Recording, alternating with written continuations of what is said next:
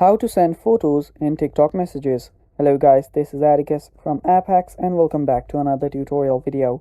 In today's video, I'll teach you guys how you can send photos in your TikTok message. So let's get started. First, what you'll have to do is go to your App Store and update your TikTok.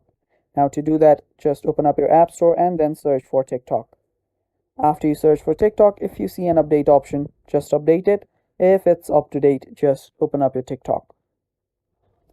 After you open your TikTok, go to your DMs. And after you're on your DMs, just go to the chat where you want to send the photo message in. After you find it, just tap on this photo icon on the bottom here and then open it up. From here, you will be able to send your photo messages. Now select a photo and tap on send. And that will basically do it. That is how you can send photo in your TikTok messages. And that is all for this video, guys. Thanks for watching. Don't forget to hit the like button and stay tuned for more.